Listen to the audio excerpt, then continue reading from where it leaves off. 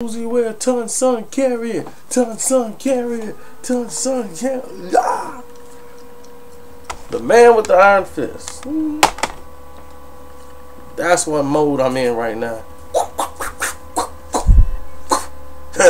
Take you back. 36 chamber. Yeah, no. Back to the news at hand. What's been going on in the world of sports? Well, nothing too much has been going on in the world of sports. As far as boxing is concerned, everything's been moving around in the dark. The Mayweather Golden Boy promotional card they just had in Texas with J. Leon Love and a couple other fighters with Guerrero. I mean, that fight went off great. Everybody's talking about the Huck controversial decision with ARSLAN, and from what I've seen when it was streamed on YouTube, when they put the video on YouTube, I think Huck smartly won the fight. I mean, my thing is, why are we arguing? Should the fight be closer? You know, I mean, it does good for morale.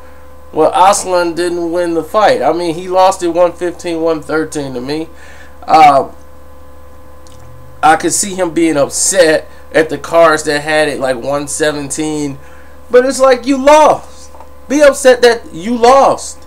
And the way you lost, you allowed somebody to rope-a-dope you and basically come on late and take the rounds. I mean, you could have stopped that from happening. But when Huck got offensive, you didn't come back, man. I mean, hey, it is what it is. And I don't know what to say for you. Now, I wasn't going to touch on a lot of this. I'm waiting on Blood to drop this video. Blood Boxing's going to drop a video to the fight resume for Mayweather. But I think he's looking at the wrong thing. I was like looking at his other videos. I think he's basing most of his opinions on the fact that the fans, the new age fans, are picking Mayweather. But I think he's underestimating what Floyd Mayweather is able to do than other fighters. Floyd Mayweather is so gifted of a fighter. There is not another fighter in this generation that can even contend with him. That's how talented he is. Will you think that he's struggling? He struggled against Ortiz. He struggled against Ricky Hatton. He never struggled against Ricky Hatton. He never struggled. What he did was let Ricky Hatton exert all his energy coming forward. But what you were not noticing was the punishment that they were taking in the process. Ricky Hatton took a lot of punishment on the inside. Floyd Mayweather is a very good body puncher. I mean, Shane Mosley took a hellacious amount of body shots in that fight. I mean telling shots to where it halted him from being offensive. And that kind of gets lost in the seams in a big fight like that. You just look at them as little bitty punches or tip-tap punches, but they weren't. And I noticed things like that. I look for those shots, because those are the shots that changes events and fights. I showed you guys before in the video when within the Zab Judah fight, when he hit Zab Judah with a perfect body shot, which changed the rest of the fight. I don't think Judah won a round since then, and basically was just dominated because he didn't have the wind to keep up with Mayweather. So besides that, I think Zab Judah fight with Danny Garcia is not necessary. Look, I like Danny Garcia. Danny Garcia is great for boxing. He's great for the sport. He's saving it because he's bringing all these flashy knockouts back. But let's not get ahead of ourselves. Why they're not putting him in the ring with Lucas Matisse? One is because they're trying to maximize as many dollars as they can out of Danny Garcia, because they know they got something that they can market here. Now with Lucas Matisse, He puts Matisse in the ring. Matisse hurts him and put him out. The money stops.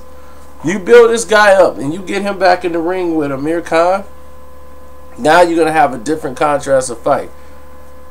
Danny Garcia's only problem is that he's really flat-footed. I mean, he stands there to plant, but he's scrappy. He's always going to be in there, and he's always timing you for shots because he knows his power can make a difference. Now, with that being said, Zab Judah, at this point, yes, he beats Paris.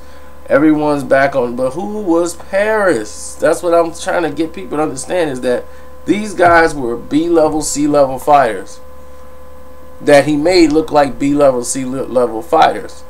Now he's going against somebody who's a little up in class, who's flat-footed, and punches with power at 140 pounds.